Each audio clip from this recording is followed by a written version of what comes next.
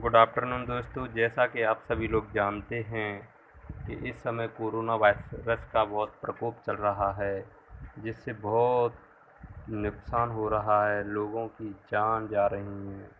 पता नहीं कितने लाखों लोग संक्रमित हो रहे हैं इस बीमारी से, इसलिए हमारी पढ़ाई पर बहुत असर पड़ रहा है। तो आज हम देखेंगे कि हम संधि पढ़ने जा रहे हैं। संधि संधि किसे कहते हैं?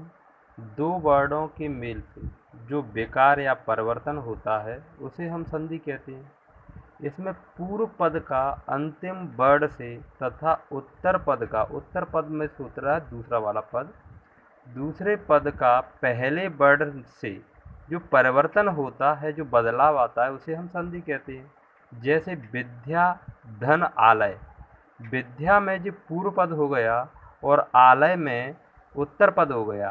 विद्या पूर्व पद में जो विद्या लास्ट वाला वर्ड है, जी पूर्व पद का अंतिम वर्ड है, वो आलय में दूसरे पद या उत्तर पद का प्रथम वर्ड आ, जिसमें धा और आ में पहले इन दोनों के वर्डों के जो परिवर्तन होता है उसे ही हम संधि कहते हैं। जैसे विद्या धन आलय विद्यालय। संधि के भेद। संधि हिंदी में मुख्यतः 3 प्रकार की होती हैं। कौन कौन सी होती हैं? जैसे स्वर संधि, नंबर 2 व्यंजन संधि, नंबर 3 विसर्ग संधि। पहले अपन स्वर संधि का अध्ययन करेंगे। स्वर संधि किसे कहते हैं? स्वर संधि के 5 भेद होते हैं। दीर्घ स्वर संधि, गुण स्वर संधि, वृद्धि स्वर संधि, यण स्वर संधि, अयादि स्वर संधि। अब हम पहली संधि दीर्घ संधि का अध्ययन करने जा रहे हैं दोस्तों। जैसा कि आप सभी लोग जानते हैं कि हमारी स्वर संधि के 5 भेद होते हैं, तो हम पहले दीर्घ संधि का अध्ययन करेंगे। दीर्घ संधि किसे कहते हैं? दो समान वर्णों के मेल से उसी वर्ग या उसी वर्ण का दीर्घ स्वर बन जाता है, उसे हम दीर्घ स्वर संधि कहते हैं। जैसे समान स्वर कहना बहुत जरूरी होगा। क्योंकि समान स्वर में अगर नहीं होगा तो हम उसे दीर्घ स्वर संधि नहीं कहेंगे। जैसे अ और आ, इसी के समान स्वर से अ और आ का ही मेल होना चाहिए, या अ का मेल जब अ से होगा तो दीर्घ आ का आ बनेगा। जब दीर्घ आ और दीर्घ आ का उच्चार मिलकर भी दीर्घ आ ही बनेगा। इसे समान वर्ड या समान वर्णों का मेल अ और आ, इसी समान स्वर अ और आ का मेल इनमें से किसी में हो जाए तो आ का ही बनेगा। ए और ई, इसी के समान स्वर ई और ई में परिवर्तन होगा तो दीर्घ ई ही बनेगी।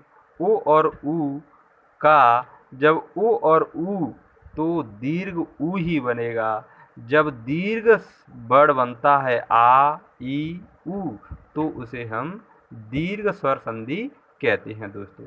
जैसे हम कुछ उदाहरण देखते हैं, इससे हमको कुछ परिवर्तन आया। जैसे देव धन आलय में, देव में अ लघु या हर्ष स्वर है अ, और आ दीर्घ स्वर है। जब अ और आ का मेल होगा तो दीर्घ आ ही बनेगा। देवधन आलय में देवालय हो जाएगा। राम धन अवतार, हस्व या लघु दीर्घ के लघु स्वर कह सकते हैं, यह लघु अ, इससे अ और अ का मेल के परिवर्तन से दीर्घ आ राम धन अवतार रामावतार हो जाएगा दोस्तों। नदी दीर्घ ई और ईश समान स्वर मिल रहा है। ई और ई दीर्घ ई इधर भी है, दीर्घ ई इधर भी है, तो इसमें नद धन ईश नदीश हो जाएगा दोस्तों।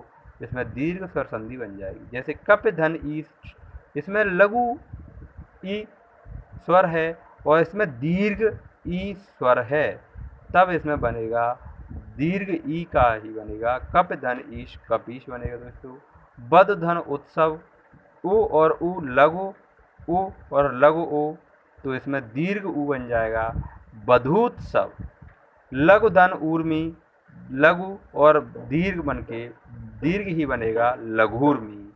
भूधन ऊर्जा, दीर्घ उ और दीर्घ उ के परिवर्तन से दीर्घ स्वर बनेगा भूर्जा। दोस्तों दूसरी संधि का हम उच्चारण करेंगे गुणस्वर संधि। गुणस्वर संधि किसे कहते हैं? गुण का मतलब होता है इसमें एक गुण आ जाता है। गुण कैसा? जब अ और आ के बाद में ए और ई आए तो अ और आ के बाद में ए और ई आएगी तो हम ए में परिवर्तन हो जाएगा। और जब अ और आ के बाद में उ और ऊ हो या आए तो ओ और अ और आ के बाद में रे आए तो अर हो जाता है। इसमें परिवर्तन, इसमें बदलाव आ जाता है। देखते हैं कैसे आ जाएगा। अ और आ मिलकर जब ए और ई के मेल बने तो हम ए, और अ और आ के मेल से उ और ऊ आए तो उ, और अ और आ के मेल से जब रे आए तो अर बनता है। जैसे एग्जाम्पल देखते हैं, उदाहरण देखते हैं। महाधन इंद्र, आ दीर्घ और ए, जब आ और ई तो ए बनेगा, आ और ई के मेल से ए बनेगा महाधन इंद्र महेंद्र है। इसमें गुण स्वर संधि है। राजा धन ईश, दीर्घ आ और ई दीर्घ है, जब आ और ई के मेल से ए ही बनेगा राजा धन ईश राजेश। जल धन ऊर्मी, अ और ऊ मिलकर ऊ का उच्चारण होता है जल धन ऊर्मी जलोर्मी। वन धन उत्सव वनोत्सव, अ और ऊ मिलकर ऊ का ऊ बनेगा वनोत्सव। महाधन ऋषि महाऋषि, देवधन ऋषि देवा ऋषि। दोस्तों ये हमारी गुण स्वर संधि समाप्त होती है। इसके बाद में हमारी आती है वृद्धि स्वर संधि। वृद्धि स्वर संधि किसे कहते हैं? इसमें एक स्वर की, एक आगे स्वर की वृद्धि होती है, उसे हम वृद्धि स्वर संधि कहते हैं। जैसे देखो दोस्तों, जब अ और आ के बाद में ए और ऐ आए तो ऐ, इसमें दीर्घ या वृद्धि, एक वर्ड की वृद्धि होगी। ए ऐ के बाद में ऐ बनेगी।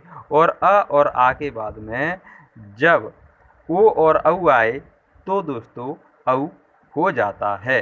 जैसे देखो कुछ उदाहरण से हम अध्ययन करते हैं। जैसे अ और आ के बाद में ए और ऐ आए तो दीर्घ वृद्धि में ऐ हो जाती है। अ और आ के बाद में जब ओ और औ आए तो औ हो जाता है, जैसे कि अपन जानते हैं। एक धन एक, इसमें ह्रस्व स्वर अ है, इसमें ए है। जब अ और ए मिलकर ऐ का उच्चारण होता है। जैसे एक धन एक, एकैक, ऐ का हो रहा है। धन धन ऐश्वर्य, अ और ऐ मिलकर के ऐ का उच्चारण होगा। धन धन धन ऐश्वर्य धनैश्वर्य। मत धन एक मतैक्य, महाधन औषधि महाौषधि। वन धन औषधि वनौषधि, महाधन ओदह महोदह। दोस्तों ये हमारी वृद्धि संधि समाप्त होती है।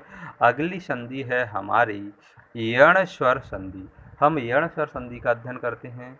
यण स्वर संधि में क्या होता है? यण संधि गुण संधि का विलोम होती है। जैसा कि हम सभी लोग जानते हैं कि गुण संधि में हम क्या पढ़कर आए थे?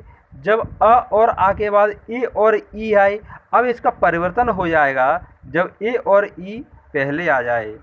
ए और ई गुण संधि का विलोम, जैसे ए और ई के बाद में अ और आ आए तो ई का यह हो जाता है दोस्तों। और ए और ई के बाद में जब ओ और ऊ आए तो वह हो जाता है। जब ए और ई के बाद में जब रे आए तो इसका र हो जाता है। दोस्तों कुछ उदाहरण देखते हैं। जैसे अति धन आवश्यक। जब देखिए दोस्तों यहाँ पर हमें बहुत सी मिस्टेक होने की चांसेज रहते हैं।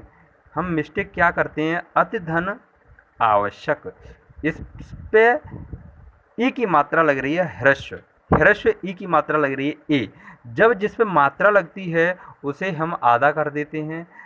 और ए और आ का जब ए और आ मिलकर यह बन जाता है और जिस पर मात्रा लगी होती है उसे हम आधा करते हैं। अ बन गया, ति जिस पर मात्रा लगी है इसको आधा ता बन जाएगा, और ए और आ बन के यह या का निर्माण करता है। ए और या मिलकर के या का निर्माण करता है। यह जब आ की मात्रा है तो आ की मात्रा लग जाएगी, अत्या, और ये आवश्यक है वो आवश्यक हो जाएगा, अत्यावश्यक हो जाएगा। दोस्तों अगला उदाहरण देखते हैं, अति धन अधिक। अति जिस पर मात्रा लगी है ई की, ई और अ मिलकर के या बनेगा। अ तो है ही अपना, और ति जिस पर मात्रा लगी है उसका आधा कर देंगे त, और ए और आ मिलके यह धिक, अत्यधिक। इति धन आदि इत्यादि। प्रतिधन एक, प्रत्येक।